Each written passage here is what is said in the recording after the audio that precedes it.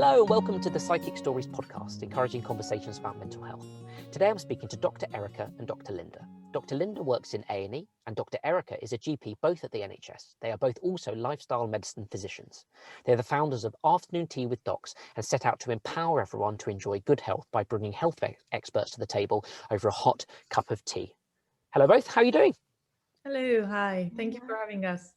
Thank you so much for being here. And, you know, for those of you watching on YouTube, I'm once again in my car. My wife has a meeting, so I am banished to the car, which actually is a very private place. And so I'm actually feeling, I suppose, a little mood boost at the same time. So Dr. Erica and Dr. Linda, our goal of today, we're going to have an open and honest conversation about your mental health journey. And also we're going to talk about the mental health impact that you've experienced on the front line and in the community as a result of the COVID pandemic, to get some insight into the tools and techniques that have helped you and have helped your patients along the way. And by discussing your journey, we hope to share and normalize the conversations about mental health, as often people are not alone in these experiences. Does that make sense to you? Absolutely. Cool. So perhaps, Dr. Erica, we start with you. We'd love to hear more about your mental health journey, both in terms of yourself and also what you've experienced in the last year, because I can only imagine it's been tough. And I think it's probably fair to say, Dr. Erica and Dr. Linda, I think on behalf of Psychic and also of everyone listening, we would like to thank you for everything you've done. Whilst we've all sat at home, you've obviously been through an incredible ordeal, and I think we're all deeply appreciative. Thank you very much.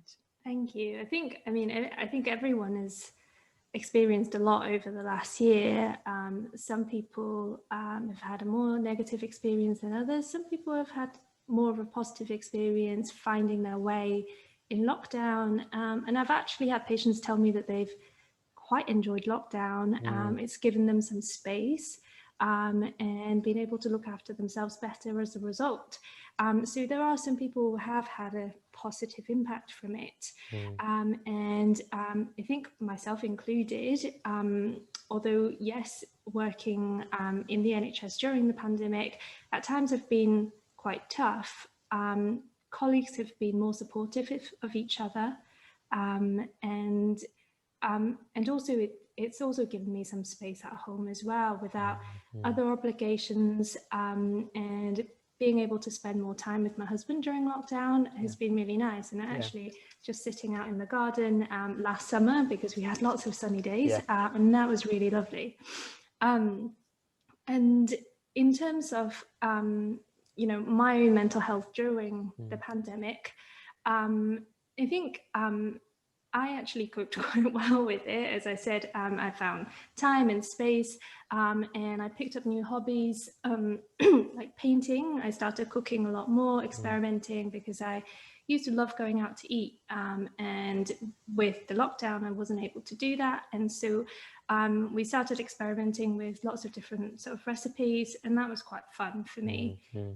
So that was kind of how I coped, and we had regular Zoom meetings with family, doing family quizzes and things like that, and so that's been quite fun. As for patients, generally speaking, with regards to mental health, in GP we know that up to 40% of GP consultations include mental health problems. And that was a survey done in 2018 by Mind. And so that's a pre-existing condition. Yes, absolutely. And I would say that, in lockdown, that's probably exacerbated quite a lot, especially at the start of lockdown. I remember answering lots of phone calls about people who were just terrified of the pandemic, people who were anxious about going to work, and it was the uncertainty of it, that you don't know when it was going to end, and people were going to work with other people not adhering to the social distancing rules, and that got them panicked, and they felt they couldn't really express it as well. And I could only imagine how stressful that must have been. So yeah, I think there's a recent survey as well to say that there's quite a high percentage of GPs, I can't remember how many percentage, something like 86%, I want to say, that they feel that mental health problems is one of the major impacts out of the COVID pandemic that is going to continue. Don't quote me on that, because I read it in passing and can't remember the exact statistics. But it's interesting what you said, you know, and perhaps it'd be interesting to hear from yourself, Dr. Linda, as well, that pre-existing condition of, you say that, you know, people who are coming to the GP and talking about their own mental health, that's 40%. So 40% of the population. That's an enormous number. And it seems to us at Sidekick that the pandemic has brought a real focus and lens on not only talking about mental health, but actual, you know, people realizing that in order to cope, they, you know, in some respect, they've got to come to terms with some of the maybe pre-existing worries, anxieties that they, and, you know, and the way that they cope is something that's really kind of come to the fore and really tested people. And it seems that when the pandemic resides, in terms of we open up and the lockdown restrictions decrease, that those coping strategies, like you said, are still going to be needed, because it has been, frankly, an enormous adjustment and intervention on our psychology that we just weren't expecting. What do you think, Dr. Linda? It's such a broad topic, depression and anxiety, that has been plaguing our Western society for such a long time. Just in 2017, 70 million antidepressants were prescribed. That's an enormous number. That's just in the UK. In just the UK? Yeah. So in terms of if you did that per population, that's almost like saying one member, almost every person of the population, although that will obviously be multiple times. But it seems like you said, that's an enormous proportion of the population. There are only 60 million people in the UK, and 70 million antidepressants have been prescribed in 1 year. This just kind of shows the proportion of what the beast we are dealing with. Yeah. And that's just increasing every year. And the interesting thing is, whilst the antidepressants are increasing, depression is increasing as well. Yeah, and that doesn't make sense, right? Does it mean that are we just papering over the issues? Exactly. We are using medications to somehow find a response to this epidemic, pandemic. Actually, it's global problem of depression. America is leading the way, and then the UK and other Western countries follow. And medications are a quick pill kind of solution at the moment when the patient comes in to us. Here's a medication. We did something about your problem. I feel like I did something. You feel like you have received the service. So you can leave my office. I feel good. You feel good. But unfortunately, your problems are not getting better. Yeah. And we can see this globally. So we would expect, if we prescribe so many medications, then the symptoms should be improving, right? But the reason why the symptoms are not improving and patients are coming in for more medications is because we are not treating the root cause of the problem. Yeah, and for both of your experiences, do you see some commonalities in those root causes? Because it seems to me that if pharmaceutical companies, but also governments, are spending enormous amounts on, in terms of the pharmaceutical sector that prescribes these, then surely a reallocation of those resources to some of the more fundamental, to address the fundamental causes, would be money much better spent. And at the same time, everyone would just feel a bit happy and probably vote in that way as well. Absolutely. That is so well said, Matt. Sorry, I get to my high horse about this. Sorry. Absolutely.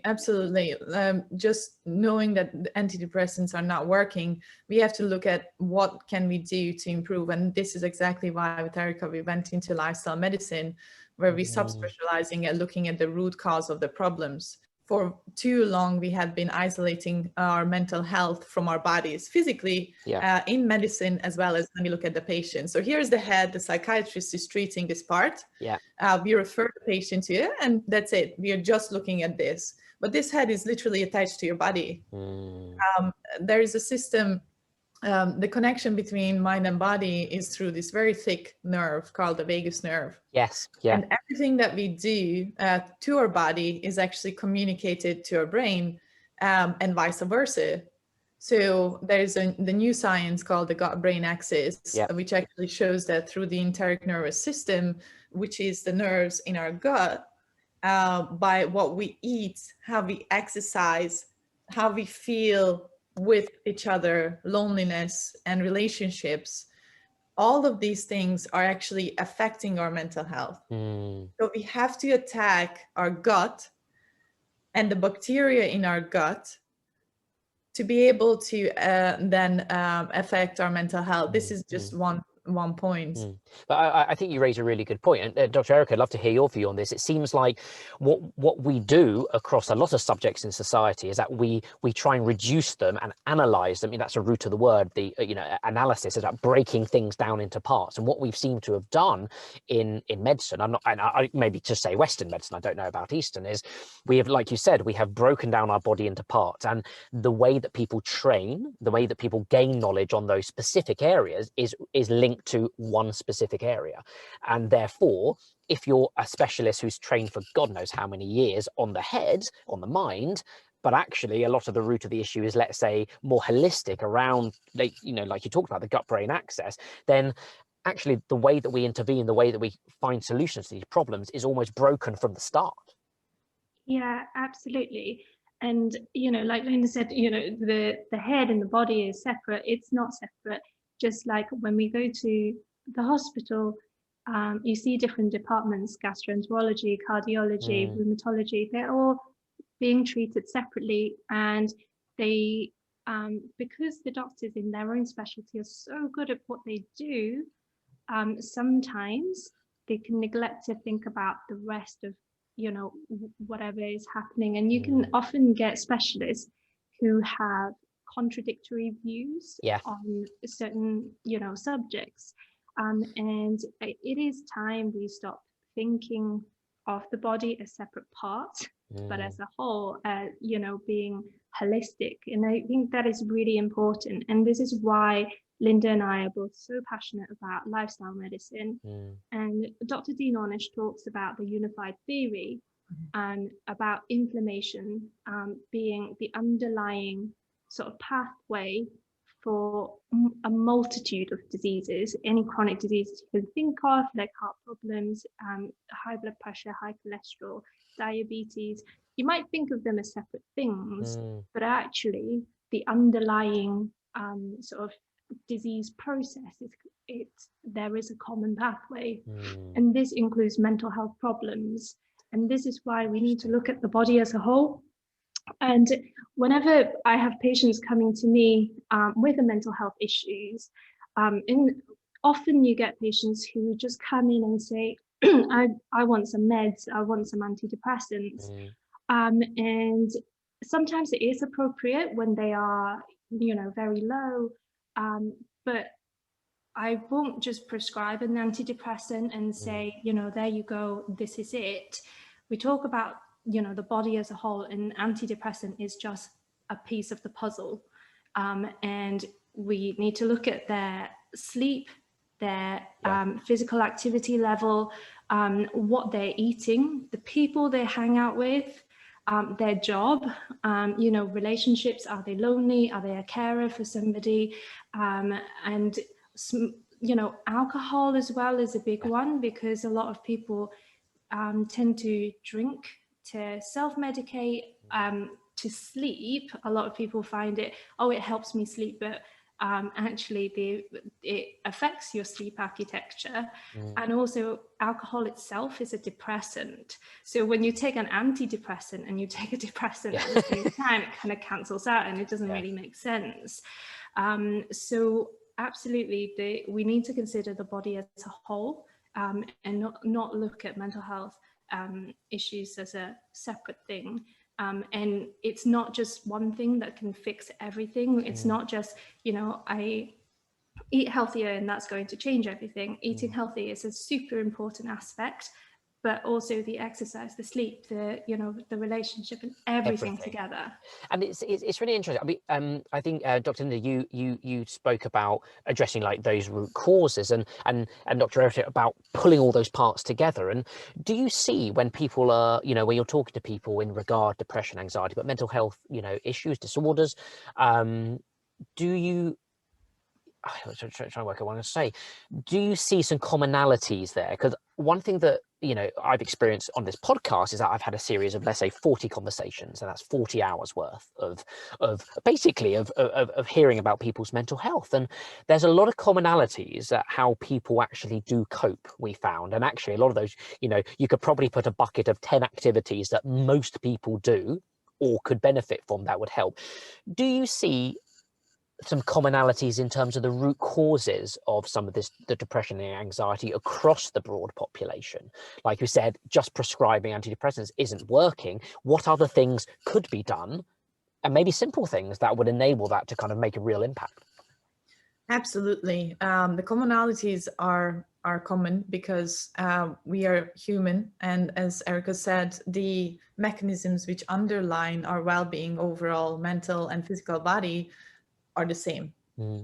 So what happened in the Western world, we have to look at it from zooming out and epidemiologically to see what happened to us, to see that why is depression, anxiety on the rise. Yeah. So the first problem is that we have lost our values. So without values and purpose, the values are more and more marketed, that you have to have a lot of money to make it, that you have to excel at your job to a certain level. And once you get there, often, or once people make the money, they realize that they are completely empty. So they start searching again. And that is because our value system has crushed around us. We have isolated into small families, into nuclear families. We have pushed away our grandparents, and that generational wisdom, let's say, has been lost. Grandparents are isolated into nursing homes. Children and single small nuclear families, mother, father, and a child, or two children, living without the grandparents. They don't have that wisdom and that caring, that nurturing love. And the grandparents are not getting that that need to express themselves in their older age, so they have no purpose any longer.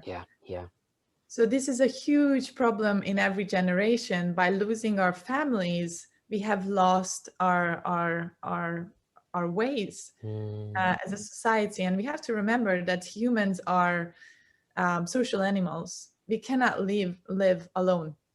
So sorry, carry on, please. So just we can see that in a lot of studies that we have to back this now, that loneliness is actually as harmful as smoking 15 cigarettes a day on our system. So without having that structure around us, we are already having a huge problem. So this is one of the problems, societal problem. Second, our value system, that we are putting more importance on how much money we make, how many cars we have bought, how many houses do we have. But no matter how many you have, you can only enjoy one at a time. So we are spending a lot of money on our clothing and a lot of things that don't feed the soul. So we spend a lot of time working towards something that actually doesn't give back to us.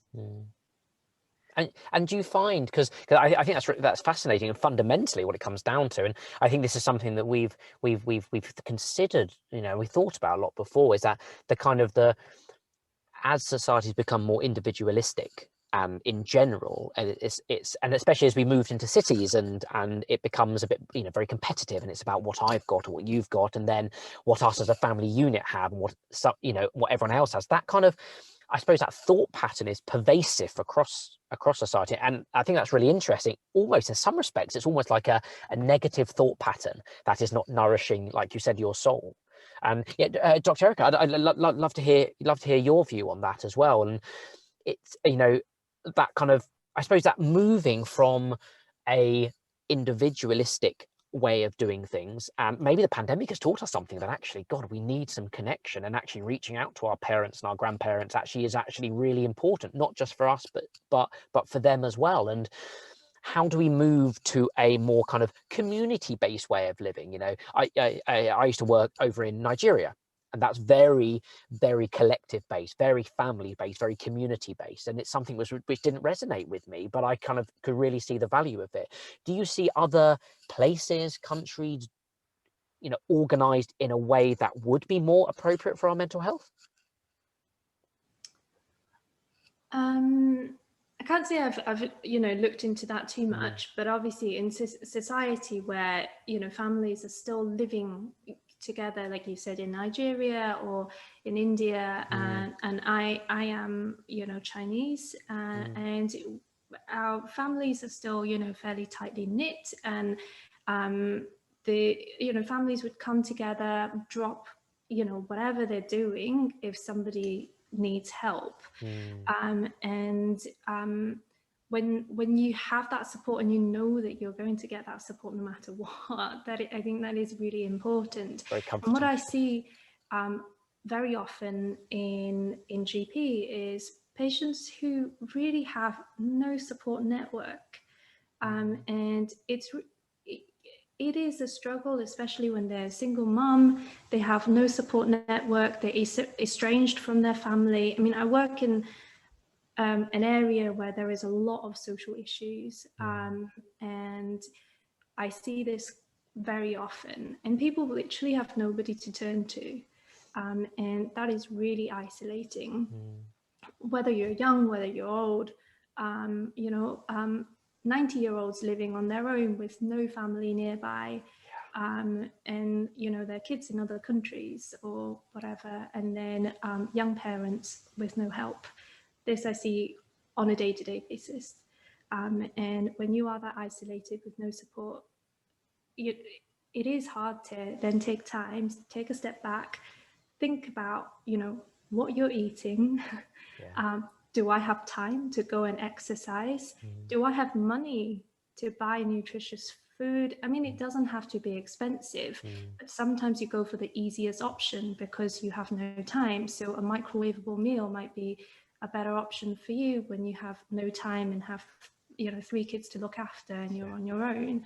And you know, you don't think about whether you have time to go out into nature and see some greenery, which has again been shown to be really helpful for our mental health.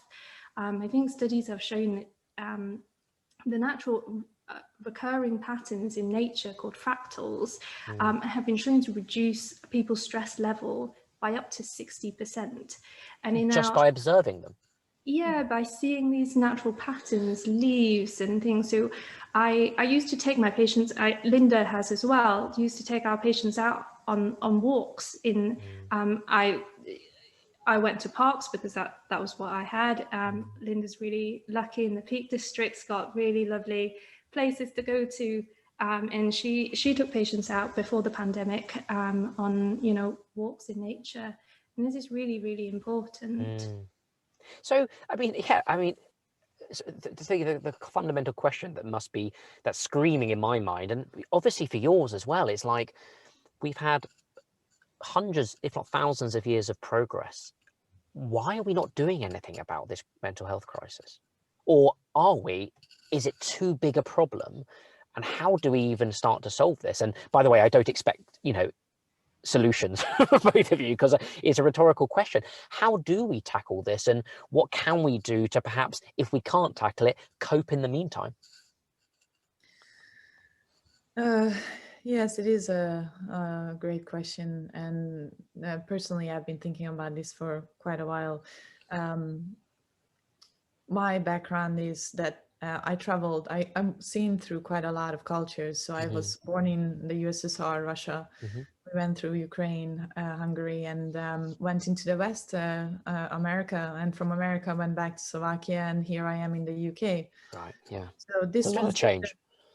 Well, this transition through cultures have given me an observational value where I can see that, first of all, the importance of unity has been lost for individual progression, which is great, because if you're an individual and you have the means in this nuclear way, you're able to progress much further, right? Because you don't have to deal with the past. You don't have to care for your grandparents. You can only need the energy to further yourself as an individual. So seeing that certainly has the pros and cons. But the big question is, as you asked, what can we do to improve what we have right now? So we have a big problem where we are isolated, but we might be able to reconnect by recognizing these problems. So literally just accepting that they exist. Yes, number one is recognition is the problem. What is the problem? And the solution is not a pill. So if we keep prescribing medications, the problem here is that the patient comes in with a symptom, right? So you have emotions, you have feelings. Actually, let's go back to, if we look at the individual, we have no mechanisms to realize empathy. What do you feel? And can I ask you, when you were growing up and through your culture, have you learned how to express different emotions and what they mean?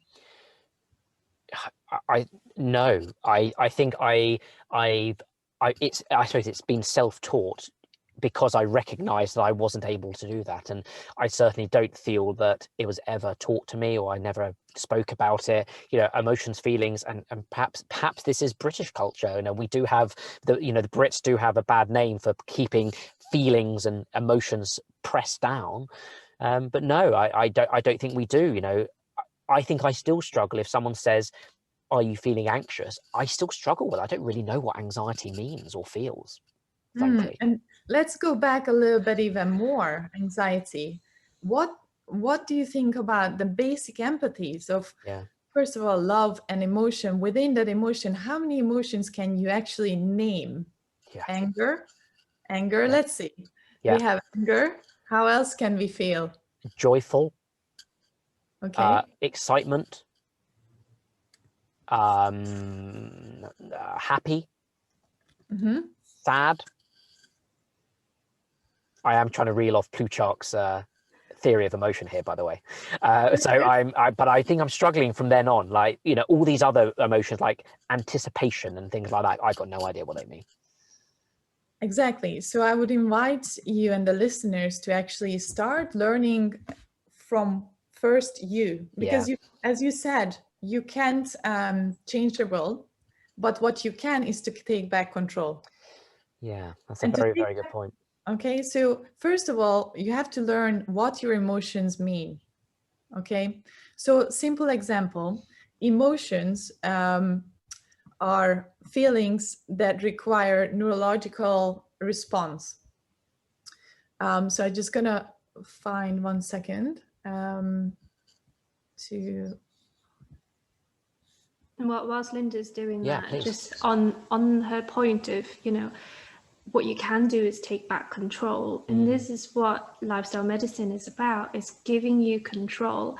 And I think in how we practice medicine these days, a lot of the times we're taking control away from patients. We give the medications for their symptoms, which sometimes is absolutely needed, but sometimes what we fail at is to address the root cause, like we have been talking about. And with lifestyle medicine and talking about these different lifestyle changes, as we have mentioned many times, physical activity, nutrition, you know, sleep, relationship, all of these things, it gives you back control because you have control over it. You're not just, you know, doing what the doctor said to do, is to take a pill, and you don't know what, you know, your response to the pill. Yes, they've done studies, but by actually altering your own lifestyle, you are empowered and you are in control of what you can do to change what's happening inside your body. Just to kind of extend that kind of logic further, because it's something, so at Sidekick we fully believe in everything you're saying in terms of help, you know, taking back control, helping you help yourself. One of the things we found, especially when developing our app, is that in order for people to be in a psychological state to be able to help themselves, and I think you put it well, they need to be empowered. How do you help people who are in a disempowered state through no fault of their own, but perhaps, like you said, they have no social connection, they have very difficult lives, and they aren't able they don't have the competence and the capability to even take a moment and say, I'm going to address this issue. Because frankly, if someone said, people know they're lonely, they might not admit it, but they know it. But it's, you can admit to yourself, I'm lonely, but it's really difficult to change that, right? Yeah. So as you meant, like, your work is fantastic for that. We have to have resources. And right now, because of this individualistic world, those resources that would come from the wisdom of the elderly will have to come from outside. And that's like platforms like yourself and on Afternoon Tea. That's exactly why we have created Afternoon Tea. So every Sunday we can actually connect with our patients, talk to them, and to create communities. So we have to find ways of creating those communities for ourselves. And nowadays, more and more social media is translating into a positive force. Just to go back to empathy, I think before anybody can do anything about themselves, they, first have to realize what's the situation that they are in. To see, I'm lonely, I don't have anyone, I need to create a structure around myself. That's one. Then you regain control because now you know what the problem is. But the second one is, I don't think anybody can move forward without understanding what their feelings mean. Yeah. And this is where empathy and the words that describe feelings are so important. Because if you can describe a feeling, then you can explain to yourself what's happening. But without those tools, you're actually just in this chaos, in this, all the feelings are coming at you, anger, shame, all these emotions that are action requiring neurological programs. Damasio said this, a neuroscientist, and I was just looking up the book so that you have. Please, thank you. Self comes to mind, constructing the conscious brain. So emotions are action requiring neurological programs. So if you are angry all day long and I tell you to go for a run, what you gonna do? Tell me to off, right? It's normal. So that's why first and foremost, if you really need help, you have to help from a healthcare professional. But if you're not in that dangerous time, I would invite you to learn about your emotions through the Language of Emotion by Carla Mclaren. She actually describes all the emotions and what they mean. So for example, if you feel angry, right? What would you think? What does that mean? What do you do with this anger? Yeah, well, I suppose, I mean, I suppose for me, a lot of anger would be dealt with by something very physical, and it might be exercise, it might be something to kind of almost release the pressure of that anger. But I think even I, would recognize that doesn't kind of solve the underlying kind of issue of why I'm angry in the first place. It just enables you to kind of manage and cope with it. And frankly, if someone says, "Oh, like you were saying about defining anger," I mean, what's anger? Well, anger is when I feel angry. Oh, I mean, that's probably the worst definition. It's textbook. Like, never define what you're trying to say with the word in it. Like, I've got no idea what anger means. Like rage, I'm just going to tell you other words that mean angry. Right. I would love to invite you to actually look into this, because I'm writing it down now. Language of Emotion. A Language of Emotion by Carla Mclaren. So just think about this definition. Emotions, how you feel, are action requiring neurological programs. So something happens to you, they start nagging you physically, you want to turn away and remove that dagger, right? Yeah. Somebody starts every day annoying you with something in your world, in your work environment, right? Your boss is nagging you about something, but you have respect for him and you don't recognize that he's making you angry. You don't make the connection. You come home, you start being irritated at home, that you translate into your family. Yeah. So now you have disrespected your family. That makes you even more, you feel something inside. So something is happening around you that's causing you to feel this. So you have to recognize what is causing you to feel this, because this anger is telling you something is wrong. So you have to eliminate those things from your environment, or respond to it with respect by saying, I feel this way, I have to step back and see, actually address your boss. So this is an example. You ignore him for a year, right? What happens to you? You start losing respect for yourself because the person needs to feel respect through what you do. So every day you're being bullied, you don't stand up for yourself, you isolate yourself, you keep your feelings at home about the person who has been irritating you, you go home, you give it off to your wife and kids, that makes you feel even worse. So the cycle. So what is the solution? The solution is to make you feel respectful for yourself. How can you do that? You walk up to your boss and politely you tell the boss, boss, you make me feel like this because this is what you do to me. The boss then doesn't feel like you are attacking him. He has to hear you like, oh my God, I make you feel like that. What can you do about that? But just to interject there, I do know some people who would probably say, I don't care. But they do. Well, yeah, no, I agree with you. They do care privately, but when you're trying to have that dialogue, you know, like you said, like you want to experience that empathy, that someone is respectfully kind of appreciating what you do. And I think, like you said, the first step is to acknowledge that and to say that. But if you haven't got the the response that you want, like I suppose the next thing is to try and get the try and solve the problem in another way. Very often, though, you will notice if you do create these conversations that people respond because they are human. They don't want to cause this problem around you. And it's often because you can't translate those words the right way. You attack, and then they say attack you back. But a nice way to say it is, you make me feel. That means I feel this way, not because you've done anything wrong, but maybe I'm feeling wrong because I misunderstood you. Right?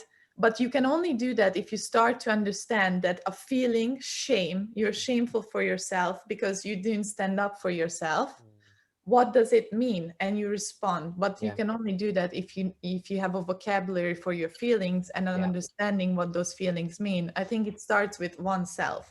So, but it's still, I mean, I agree with all of that, but taking that step back to what we were talking about, Dr. Erica, about, okay, if you are in a disempowered state and you do not have the confidence or the capability to approach your boss, you don't have the courage, you don't have the, because it requires, I mean, that's a big step to approach someone who is in a position of power, and you could go, this is how I'm feeling. And I mean, I can, you can imagine going into the city in, let's say, a financial institution, surrounded by kind of red-blooded British males who don't feel a thing or claim they don't feel a thing.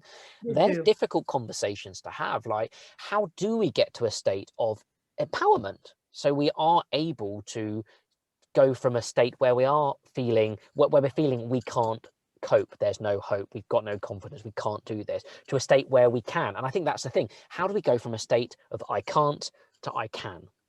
Because that seems to me that once you've got that right, then people can start to move forward and gain momentum. But until that point, there's a massive brick wall. Yeah, and we've been talking about us taking back control and feeling empowered. And as you said, some people are so disempowered that they don't even know where to start gaining that power back and taking that control back. There was a quote that I heard this morning was, the biggest limiting belief is that you are limited. And I think that is so true. Yes, we can go from I can't to I can if you know where to look. When you have no clue where to look, I think education comes into it. The bigger picture, what the government comes into it, public health comes into it, and this whole shift happens on an individual level and a societal level. And I think that's maybe what you were getting at, when people are so disempowered that actually, we get to look at the root cause and raising public awareness of things. And it's not shameful to admit that you're lonely.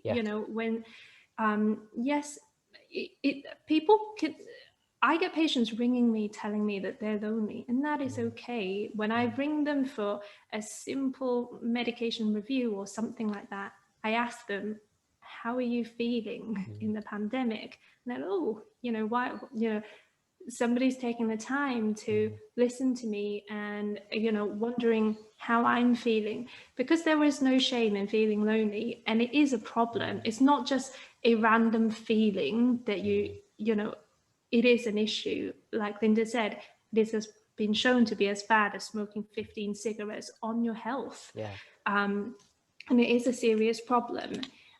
Mental health problems, I think we have been raising a lot more awareness around mental health issues, and people are starting to speak up about mental health issues. There is still work to be done, because there are still people who feel like this is a taboo, you know, subject, or if I admit that I have a mental health problem, I am weak. Yeah. And the truth is that is not the case, and we know that from looking, you know, the work that Linda and I both do, and looking through evidence that we have, there is so many factors contributing to our mental health, and somebody being weak, it's not a cause. But, you know, to give you an example, sleep. A lack of sleep is associated with major depression, bipolar, seasonal affective disorder, premenstrual syndrome, and it even increases the risk of you developing PTSD if you have experienced trauma. And, you know, we talked about nature already, and how it, you know, reduces your stress level. And physical activity also has been shown to reduce depression by as high as 48%. And in our society, where we're sitting all the time having this sedentary lifestyle, no wonder that more and more people are experiencing mental health problems. And even to the food that we eat, you know, fast food, highly processed foods, it's been shown to increase, where is it? Yeah, they're 40% more likely to develop depression. And yet these are the foods that are so easily accessible. And cheap. They're the cheapest foods out there. Exactly. And so, you know, all of these things contribute. And as doctors, we contribute to it too, unfortunately, because we're prescribing medications that can contribute to mood problems. Yeah. And we talked about antidepressants. And antidepressants, the most common antidepressants we prescribe here in the UK, and I think in the US, so the first lines are SSRIs, the common ones being citalopram, fluoxetine, sertraline. You probably have heard of them. I know many people who are on them. Yeah. Like those, I think, 2 out of 3 are very common, that from what I've heard. And only 1 in 8 people see benefits from it, and 2/3 of the people will experience side effects from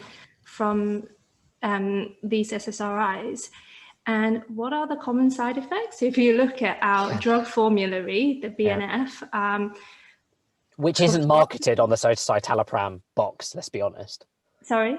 It's not marketed on the citalopram box what those side effects are, let's be honest. So this, the first common side effect listed is anxiety. Impaired concentration, depersonalization, headaches, memory issues, sleep disorder, and things like that. And these are already symptoms that you might have been experiencing with your existing mental health issues, and we might be contributing to it further with the medications. Not to say that they're not useful in some cases, but we need, as I said multiple times, we need to look at the person as a whole, and not just plug you with this medication and hope for the best. What was I going to say? Oh, yeah, and also other medications that we prescribe contribute to low mood as well. And many medications that we prescribe, such as, you know, for acne, isotretinoin, and we have lots of people taking that medication, and they all have to be counselled on depression, suicidal risks. varenicline, which helps people stop smoking. So this is completely not related to what you would consider mental health. Yeah, but they all contribute. They all contribute. And varenicline also can contribute to, it's known to be associated with depression. Steroid tablets that we often prescribe for multiple conditions, lung disease, joint disease, and many gut problems, many more. That is also known to be associated with depression. Many heart medications, blood pressure medications may contribute too. I think the evidence on that is not as strong, but there is some evidence to show that they can contribute. Even contraceptives that we use, the progesterone, the hormone progesterone, can also contribute to people feeling, low, having mood swings. And in, rodent studies, they have shown that benzodiazepine, the class of drugs that diazepam and things like that come under, that actually in the brain reduces your serotonin level.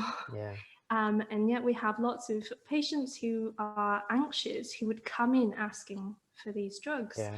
And, as clinicians, we have the duty to educate our patients about this and raise awareness around it. So, from all these examples that I have listed, you can see that, being weak, admitting that you have mental health problems, a lot of things, they are much bigger on a societal level that have contributed because of our lifestyle. How society is now contributes to how we live our lives, and that then in turn affect what is happening inside of our body, the degree of inflammation that we're experiencing, and therefore, mental health problems start to manifest. And time again, we have said, body and head, they are connected. And some people are still shocked to find that. And one, simple thing, when you then kind of use this example, people are like, oh yes, maybe they are connected, is, when you talk about people going into an exam or going into a job interview or going on their first day, you feel a bit anxious, you feel nervous, you get butterfly in your stomach. That is a physical symptom, and that your mental state is related to your physical symptoms. And that goes with a lot of, other symptoms. That's why you get the palpitations, you get sweaty and things like that. So the body and the mind are definitely not disconnected. And we need to join the dots and look at the person as a whole. And you've really kind of hit it home with kind of, listing that kind of, the range of medicines which, you would consider that they're there to treat something, let's say on your hand compared to how you're feeling, and actually the impact that could have on your mood is something that we don't recognize. It reinforces what both of you are saying. Talk about, we need to kind of treat ourselves more holistically. And I'll be interested, Dr. Linda, like you both started afternoon tea with docs. The more conversations that you have with people, are you seeing some kind of common kind of cheap, free tools, tips and techniques that can really help people? I show the caveat as if they are in an empowered state, to be able to kind of start to really take back control and help themselves. Absolutely. So the lifestyle principles, and for example, a psychiatrist, Dr. Charlotte Marriott, who is using the lifestyle principles, who is treating very severe psychiatric problems with these principles. They are cheap, free, completely. So if you go through them one by one, what you can do. One of the things, as you said about if you are empowered enough. So it's very hard to empower yourself. You have to take tools from outside to empower you. So if you're, let's say, the worst case scenario, you're completely alone, you have nothing and no one, right? What can you do? So number one, you have to get yourself out of the environment which causes this problem. Even if you just go out, let's not complicate it, you just go out every day in the morning for a 10-minute walk. Okay, you're getting from outside signals from the environment, positive signals from the sunshine, from nature, forest walks, forest bathing, has been shown to help to change the serotonin and dopamine release. So it's like medication input onto you rather than you having to sit at home and meditate and doing things that are really hard when you are not empowered. So I would love to invite anyone who is in a rut, basically, at home right now, to make it a habit, even if it's hard initially. It's not so hard to just go out into nature for 10 minutes. It has been shown that 20 minutes in nature has the same effects as one antidepressant pill. 20 minutes in nature releases the same serotonin, positive hormones, as a pill. Now, the pharmaceutical companies don't tell you that, do they? No, it's My God, that's amazing. Yeah, so serotonin release, the same amount, but the caveat to that is that you don't have any side effects. Yeah. You only have good side effects to it. So one thing with my family, what we do with my father and my partner, is that whenever we feel low and we feel like we don't feel going out, and you know, when you are depressed or something, you kind of just want to bundle up at home and not do anything. So when I feel that way, it's exactly when I need to get on my bike and go outside. Within 10 minutes, that feeling will go away. Not only that, the effects of exercise, as Erica mentioned, has been shown to be... Sorry, Linda, can I just interject there? And what Linda said was so important there. She recognizes that she's feeling low. And I think people don't, they are not in touch with themselves enough to know, you know, what they're feeling, just like Linda was saying earlier about, you know, understanding your own emotions. And when you don't recognize it, you just kind of cover it up, you know, carry on and hope for the best. And that's not going to work, right? That's not going to work. Yeah. No matter where you are or how intelligent you are, these things will add up. If you don't take care of your mental health, it's not going to take care of you. So you have to recognize where you are in your body, sit with it. And very often I advise my patients to take a piece of paper and start writing. Just write how you feel. And that conversation, that dialogue with a piece of paper is very honest. Because you're talking... And it's private as well, isn't it? You can write whatever you want, and then you can scrunch it up and throw it away or burn it. No one's ever going to see it. That is actually, you just hit on the nail. Carla Mclaren, the empathy teacher, gives you this exact advice. Write it down, scrunch it up, and if you feel you want to get rid of it, throw it away. This physical movement creates in the brain a real connection. So that's one thing, nature. Remove yourself from the environment that is causing the problem, and every day make it a thing that you go out for at least a 10-minute walk in your park or somewhere. If you can increase that to exercise, that means you increase your heart rate to 180 beats per minute. Yeah. At least for 10 minutes, but even 4 minutes will give you the trick. Okay? 4 minutes, run up the stairs twice. Yeah. That's all you need to do to get that boost, that adrenaline boost, to flip you out of that kind of rut. You know what I mean? Okay, so you actually need to, so you want to raise that heart rate to 180, which is like going for a pretty fast run, isn't it? Like, so you actually have got to raise it. So, for example, going for a walk or a jog isn't going to get you there. You don't necessarily have to raise it to 180 minutes because it depends on where your starting point is. No, the starting point is the same, really, because for anybody, for you, the 180 will be completely different than for me. Okay, cool. So your 180, which is the 220 minus your age. That's the point where things change. So if you can get that up for me, maybe it will be, because I cycle 40 kilometers every second day. For me, it will be a much, you know, I have to cycle much harder. Yeah. But for somebody who has been sedentary, as Erica said, it's different for them. For you, it's just run up the stairs. If you haven't done anything in your life for the last 5 years, run up the stairs twice and do it every day. Create a habit out of it. Yeah. And it's not about getting fit, is it? It's nothing about fitness. This is about getting that head right. This is just about the mind. That's interesting. That to move. Our body was created to move. If it doesn't move, it dies. It goes into depression. It hides away and it dies. You have to keep moving. Yeah. So one is nature. If you can combine nature with moving, that's what I do. I go cycle in nature with someone I love. Okay, so that's my perfect equation. I say no to things so I can go and do that. That's the third thing. You have to realize when you can say no. Yeah, so if something is not important to your mental health and your well-being, you have to say no, so you have the time to do things that is feeding your soul. And not just that, but recognizing things that negatively impact on your mental health and people who negatively impact on your mental health. And that's a hard one, isn't it, sometimes? Because sometimes these people, you know, you've known for a long time. But you have to recognize it. And at least even if you don't remove yourself from that environment, recognize it and threshold. Create a threshold between you and the person, meaning I recognize you're harming me. I'm not going to engage with this onto the emotional level where I have done in the past.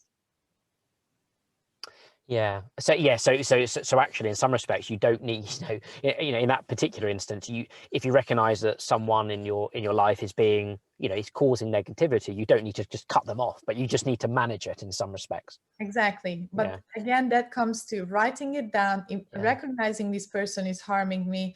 I am not gaining anything from this person. So I can just cut my emotions in a way that is healthy for you and that environment. And always I would recommend to say, you make me feel.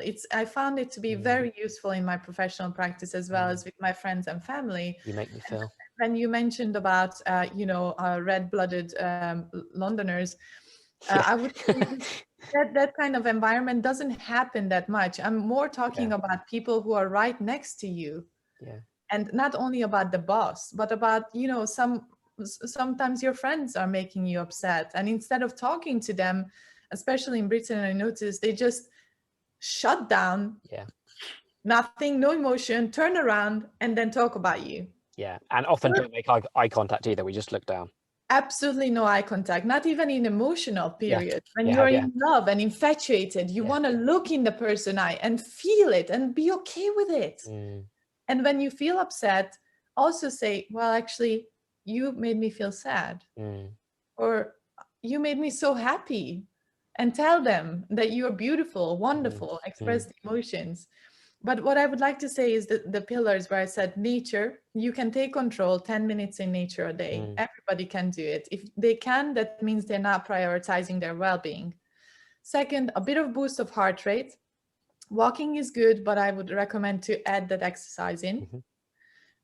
Quick one, not much, or just dance at home. Put the music on and start the Zumba. Put some high energy in, okay? It doesn't have to be complicated. While you're cleaning, sometimes I choose to clean under music and, or just clean really fast, right?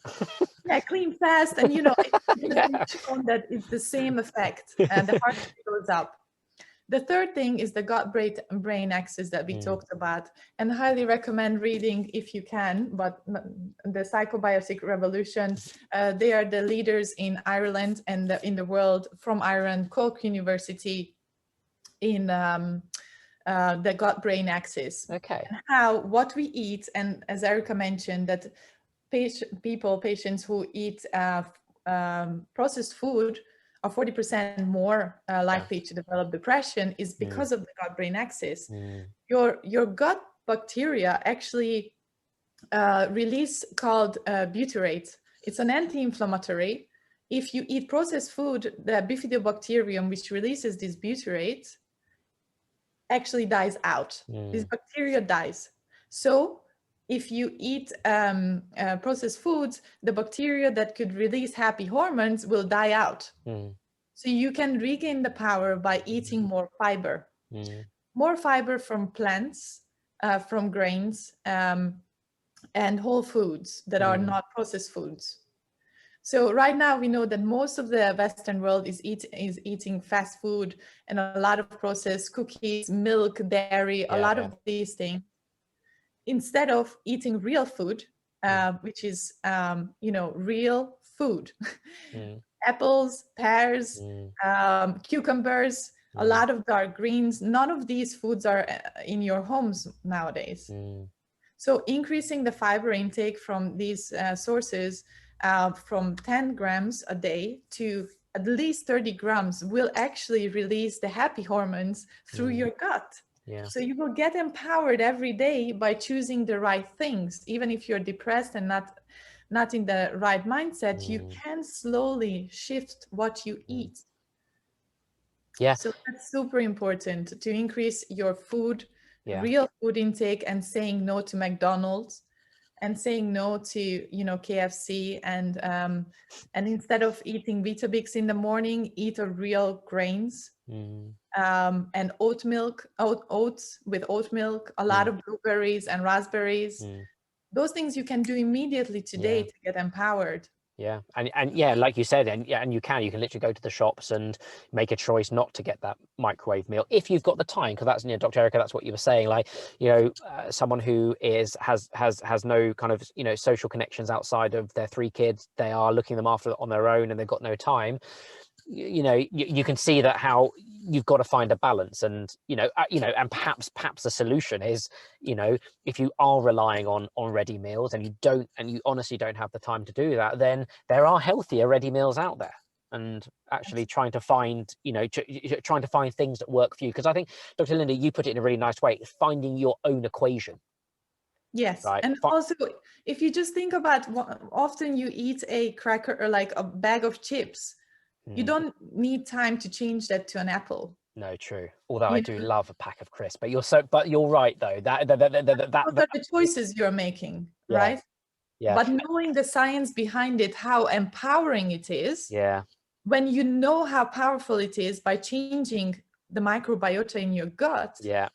Then if you really know it, then you're like, I can say no to the crisp because I know it's gonna make me feel better. But also at the same time, if you do want the crisp, because I found at the same time that you have a bag of crisps, and sometimes I have a bag of crisps and go, God, I feel terrible, I feel low, whatever. Sometimes I have a bag of crisps, I feel great. But in some respects, you've got to acknowledge that, okay, I'm gonna have a pack of crisps, it's not gonna be good for me. There is a likely chance, you know, like Dr. Erica, like we talking about those side effects, there's likely a chance of me gonna feel average later, but I'm gonna make a decision whether I'm going to do that or not. And kind of embracing that decision, because, you know, what we're not advocating for is everyone just to you know, basically become model holistic beings, but going back that step and saying, okay, acknowledge your feelings, label your feelings, understand your feelings, and know that what you're putting into you has an impact on your head, and make a judgment. This is what Afternoon Tea with Docs is there for. We're not here to preach people to live, you know, the idealistic lifestyle or whatever. We're here to provide that information so that you can make that informed decision for yourself, which is empowering. Yes. Because I think what we did as doctors and what we are passionate about is we removed that knowledge from our patients. Instead of explaining to you that you have the choice to make that make you feel better through this food, we are saying, yeah, eat your crisp, but here's a medication and you will feel better. Yeah. But we can see from the statistics that you don't. So the point is to empower you to choose when you feel like it, and knowing that actually that apple will make you feel so much better. Yeah. Just recognizing it, then you can make your own decision on what is appropriate for you. Yeah. But it's not fair that we remove that power from you by not telling you the science behind things.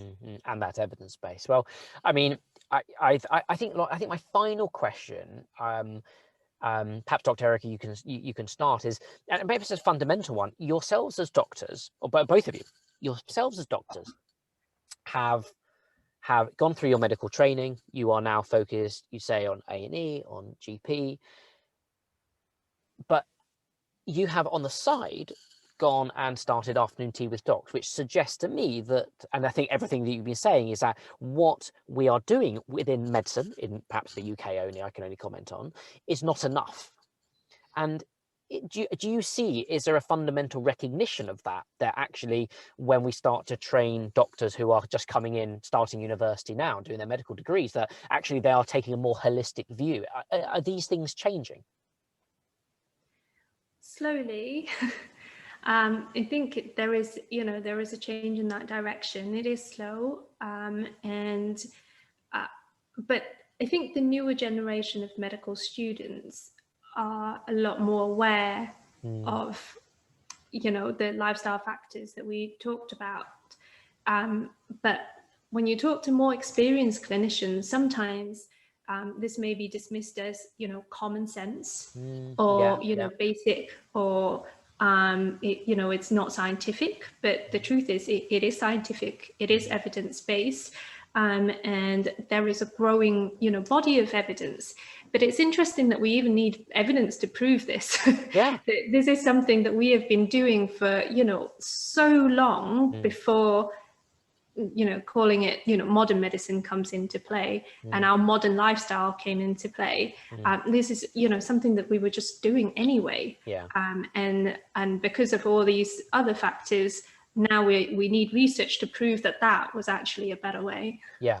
Yeah. And it seems, like you said, I think, Dr. Linda, your example about choosing the apple over the crisp, like, it doesn't take a rocket scientist to work out that the apple is probably going to be better for me. But like you said, if we're stuck in a loop where we need to prove that and, you know, show by, you know, that there's a reasonable, you know, beyond a reasonable level of doubt or suspicion or evidence that that is actually the case, that's something that is going to take time to change. But it does seem like from conversation with yourselves that there's this hope, which is great in a pandemic. One thing I've lacked is hope, and actually speaking to both of you has made me, I suppose it's probably empowered me.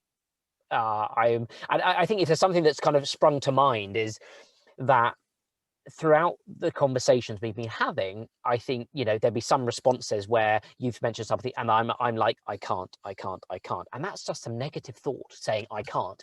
I think what I'm going to decide to do, and perhaps everyone every morning, that stand in front of the mirror, look at yourself and say, I can, out loud. I can. The more you say that, the more you convince yourself. You know, I'm worth it. I'm worth to feel better. And what I want to say is that I'm limitless. Yeah, I am, but also, I think after 15 years of medicine training and so on, it becomes very easy for us to say, bingo. You know, I see patients coming with chronic diseases every single day in A&E at the moment of life and death. For me, it's very clear that what we are doing is wrong. We need to add to the medicine and to the surgeries that are life-saving. We need to add the lifestyle approach to teach our patients what brings them into this problem and treat them with medication for short term while we optimize their lifestyle.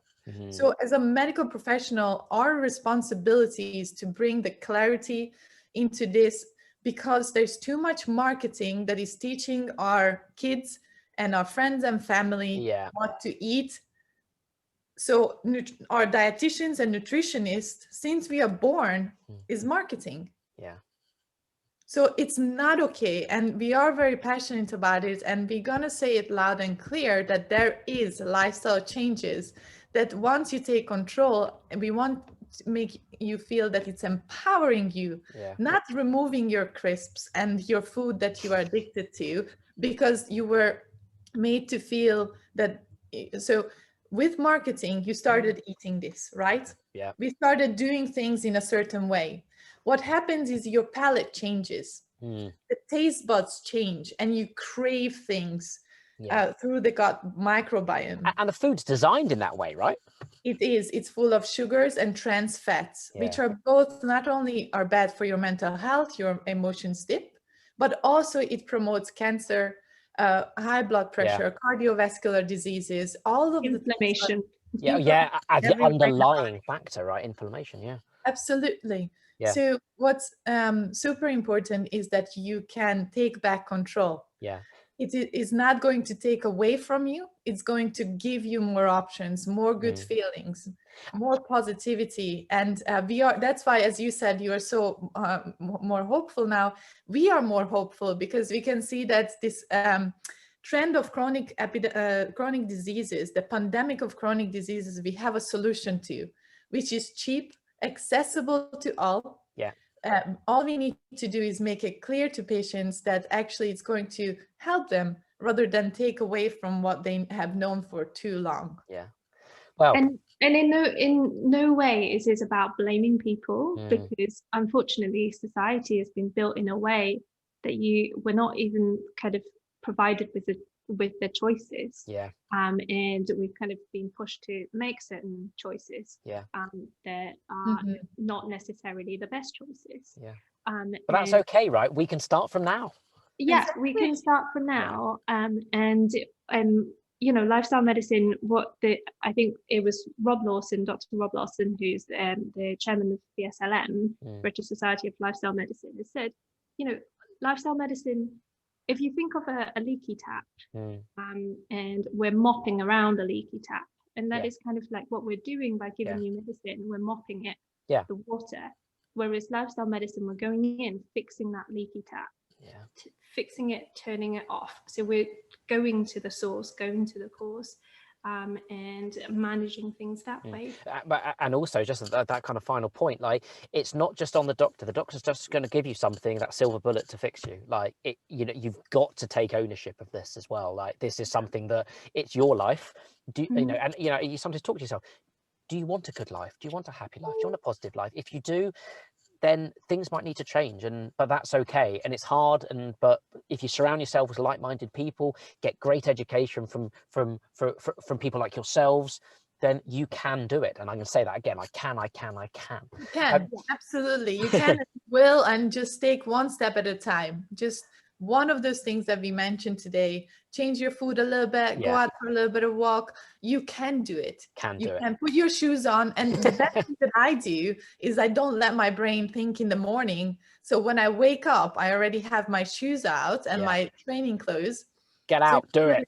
And I go out, I do it, and I immediately feel better. And all of my choices will depend on that one thing that I did for myself in the morning. So that's something I would like to leave you with. Something you can do from the morning that kind of puts you in that spiral, even when you're low. And starts you off in the right set. Well, honestly, thank you, Dr. Erica and Dr. Linda, for a fascinating, insightful conversation. I'm going to have to cut it short. I could speak to you for the next 5 hours. But I think, you know, to be honest, we've covered a huge variety of topics. I can only thank you enough. And thank you so much for everything you've done in the last year. You know, I think that's all we can say. Thank you so much for Sidekick, and your work that you do is so fundamental to especially what we see now in the pandemic. We need your work more than ever. So thank you so much. Thank you very much. Thank you, Matt. It's been lovely chatting to you. Yeah, likewise. Thank you so much. And thank you to everyone listening. You can subscribe to us on most major podcast platforms, YouTube, Spotify, and Apple Podcasts. Just search for Sidekick Community or Sidekick Stories and we'll pop up. And please do give us a rating if you like the show. And you can check out our free Sidekick app for iPhone and iPad that we mentioned on this episode, a collection of interactive exercises, tools and tips to help you boost your mental well-being. The app enables you to build a personalized well-being toolkit to help you deal with life's ups and downs. Just go to our website, www.sidekick.org.uk, and click the download now button in the header to take you to the App Store. Dr. Erica and Dr. Linda, thank you again. Thank you. Thank you. Bye.